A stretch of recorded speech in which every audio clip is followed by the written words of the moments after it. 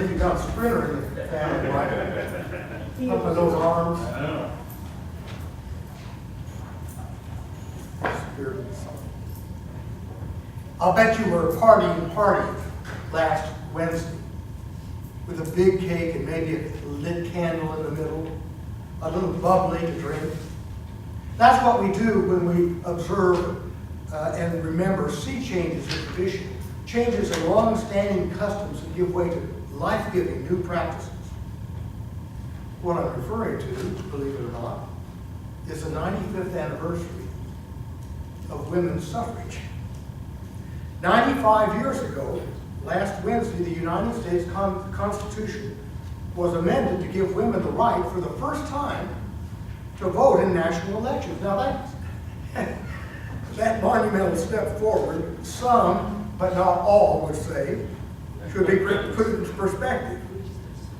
144 years before that, or put it this way, for 144 years since the Declaration of Independence was signed, that document that was written, I might say, by numerous men, including many Episcopalians, and I've got to say, including many Princetonians, and some were both, affirmed that all men are created equal, endowed by their Creator with certain inalienable rights. And I would add voting. I'm not sure if the original document did. Those guys meant what they said when they said all men, not women. It would take another century and a half before progressivity, if you want to call it that, would pull back the curtain in the voting booth for both sexes. Now, if you think the nation was backward, it took the Episcopal Church another 50 years before women were allowed to vote in its General Convention in 1972. Our passage from the Song of Songs, the greatest and most loveliest song of all, puts the lie to Bible proof texters who insist on the superiority of men to women. You know, proof texters are people who pick up a passage here and a verse here to support a particular point of view. This love poem, the Song of Songs, is not quite erotic, but it's pretty steamy. Portrays wisdom as a woman, the object of love entering into her lover in one of the most beautiful descriptions of nature in the Bible. In undereducated cultures, wisdom was a highly esteemed virtue, and early Christians equated wisdom with the Word, and the Word became flesh in Jesus.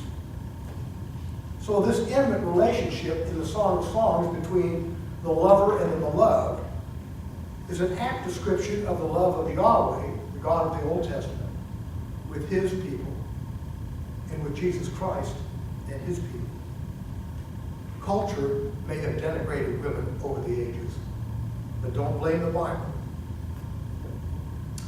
Jesus was usually in hot water with the authorities. Most often it was because he was overturning archaic, anachronistic, unsupportable customs, downright ungodly customs. To borrow a term from this election season, one of Jesus' platforms was overturning religious ritualism. He resisted and rejected making religious rules the ends in themselves. He believed that they should be means to an end. Rules should be means to a right relationship with God. Today's gospel has Jesus upbraiding the authorities for not observing, has the authorities upbraiding Jesus and his merry men for not obeying the rituals of the Jewish religion. This reminds us of the divine purpose in holy baptism, not the ritual cleaning of sin, the outward body, but dying, that is to say, drowning in the waters of baptism and emerging transformed, renewed, refreshed, empowered for ministry. We're born again. Jesus, our master and brother, was not just a politically correct cultural radical. You know, racial equality, gender equality, and so on. He was a deckhand, clearing away all those things, those institutions, those practices that get in the way of our baptismal covenant. Seeking justice for all people, seeking freedom, and especially respecting the dignity of every human being. We embark on a life of serving, of giving. You've heard the scriptural descriptions of service as perfect freedom. Those who lose their life for my sake will find it. Or my favorite, just as you did it to one of the least of these, you did it to me. Now, this is not to be cynical. Those are articles of our faith. So there you have it. A life of self-denial, a life of service to others would be. Isn't there an elephant in the nave? An unanswered question on all of our minds? What's in it for me? To be sure, Jesus is the ultimate example of self-sacrificial living. He gave his life so that we could see clearly the unconditionally giving and loving and forgiving character of God. Maybe the question is better posed not, what's in it for me? But how does this practice of making the other guy first, that was one of the maxims of a Christian athletic camp called Pentecost that so informed me. What does putting the other guy or gal first in life, how does it affect me? Well, the answer is it affects you a lot. It affects me a lot. It forms our souls. It informs our souls. Can't do better if we go back to the gospel passage. Jesus was challenging the practices of the religious authorities, imposing rituals, formal rituals on the people, while their hearts were intent on preserving their own prestige and privileges. That's hypocrisy. Friends, in Greek, hypocrisy means literally putting on a mask and acting out a role in the theater, or pretending. There's a towering theologian. Some say that Paul Tillich, a German-American, was one of the most influential theologians of the 20th century. And he says that one of the functions of life is self-integration. In our Christian adult formation class this morning, we said this could be the study of a whole year, or maybe a whole college or graduate degree. But these three functions are self-integration, the other two are self-creativity and self-transformation. Self-integration, to put it in plain terms, and to borrow the slogan of the Army, is being the best you can be.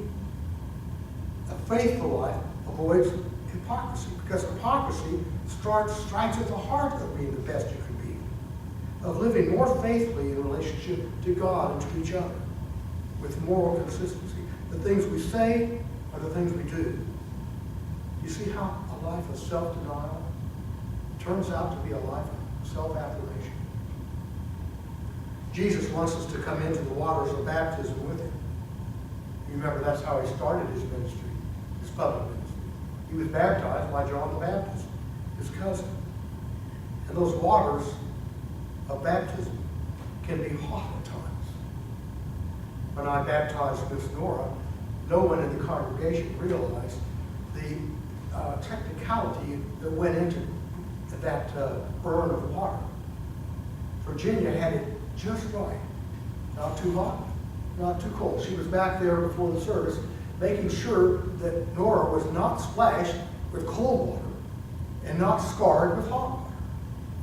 Then just to make sure, I'm giving you some insights that no one else has. Just before the baptism, I gently moved the water. People say, oh, Bill, what a sacred thing that is you're doing. I'm now making sure the water's not too hot and not too cold. When we stand up for the oppressed, refugees and survivors of war around the world, to be sure, but maybe also for a defenseless acquaintance who's the butt of ridicule.